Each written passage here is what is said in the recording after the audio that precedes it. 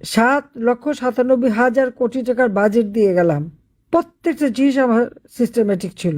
আমার স্বাস্থ্য, পুষ্টি, টিকা প্রত্যেকটা কিছু আমরা সময় মতো দিয়েছি। আর আজকে সেই শিশুরা টিকা পেল না। মানে এটা এর থেকে দুর্ভাগ্যের আর কি হতে পারে? যেখানে মানে আমরা এমনকি এই 23-24 সালে, 24 সালে জানুয়ারি তো আমরা প্রায় 94% শিশুকে টিকা দিয়েছি। কিন্তু 2025 সালে এসে কি হলো? কারণ 24 আগস্ট মাসে আমি ক্ষমতা থাকতে পারলাম না। 2025 সালে সেই টিকা নেমে গেল মাত্র 56%-এ। কেন এভাবে নেমে যাবে? কেন এই টিকা পাবে না শিশুরা? এই টাকা গেল কোথায়? কার পকেটে গেল? আমরা নাকি মানি লন্ডারিং করছি? এই টাকাগুলি কোথায়? তাদের সেই হিসাবটা দিতে হবে। আমি প্রতি ঘরে ঘরে বিদ্যুৎ দিয়েছি। আজকে বিদ্যুৎ নাই কেন? কোনো কোনো এলাকায় 24 ঘন্টা বিদ্যুৎ থাকে না। গ্যাস, বিদ্যুৎ কোনো অভাব তো রাখিনি। কিন্তু যে কটা কাজ করেছি সে কটাই সমালোচনা। পরিকল্পিতভাবে পরিকল্পিতভাবে ইচ্ছা করে এই সমালোচনাগুলি করা হয়েছে মানুষকে বিভ্রান্ত করার জন্য। আর কি কি অদ্ভুত আমাদের দেশের কিছু মানুষ, তারা কিন্তু ঠিকই বিভ্রান্ত হয়ে গেছে। আজকে অবস্থাটা কি কি? বিদ্যুৎ কেন্দ্র বন্ধ, বিদ্যুৎ পায় না।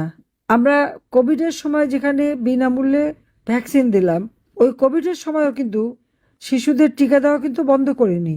শিশুদের টিকা দিয়েছি। আর আজকে কেন তারা পাবে না? আজকে কেন মায়ের কোল খালি হবে? সে জবাব দিতে হবে। ওই বাটপার ইনুস আর খুনি তারেক দুজনকে জবাব দিতে হবে দেশের মানুষের কাছে। এবং শিশু হত্যার দায় তাদের নিতে হবে। আজকে শিশু যখন মারা যায়, তারেক মেয়ে নিয়ে সিনেমা দেখতে যায়, আর মেয়ে বউ নিয়ে আবার থিয়েটারও দেখে, আবার বিয়েও খায়। চমৎকার। আবার কেউ তো বিয়েও দেয়, মেয়ে বিয়েতে খুব ঘটা করে দেয়। আর এই যে মানুষগুলি মারা যাচ্ছে, এদিকে কোনো নজর নাই। সাধারণ মানুষ আছে কেঁদে ফেরে।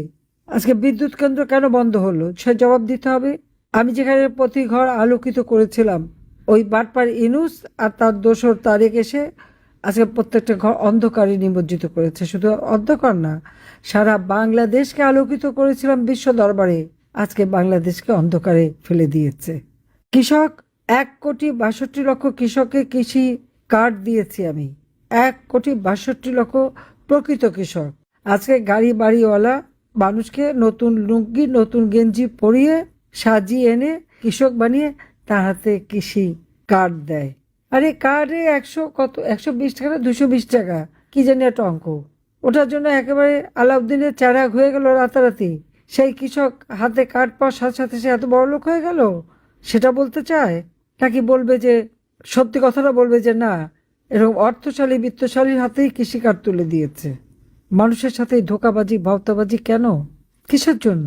সারের অভাব। আমরা নতুন সার কারখানা পলাশে, অল্প গ্যাসে অধিক পরিমাণ সার পাওয়া যাবে। প্রত্যেকটা সার কারখানা, 5টা সার কারখানা বন্ধ হয়ে গেছে। বিদেশ থেকে সারও কিনতে পারছে না। কৃষক আজকে চাষ করবে কোথায়? সেচ দিতে পারে না। হাহাকার কৃষকের। উৎপাদিত পণ্য বাজারজাত করতে পারে না। তারা কষ্ট করে ফসল উৎপাদন করেছে, ওই যে আলু উৎপাদন করে হাটে নিয়ে আসছে, বিক্রি করতে পারে না। 1 মণ আলুর দাম মাত্র 120 টাকা ওঠে। তার তো আসা যাওয়ার খরচাটাও ওঠে না। আওয়ামী লীগ আমলে এরকম তো ছিল না।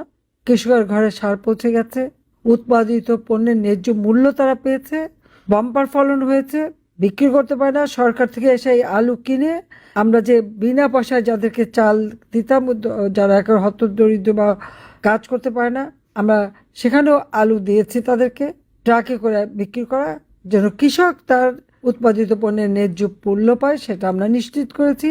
বর্গা চাষিদের বিনা জামানতে কৃষি ঋণও আমরা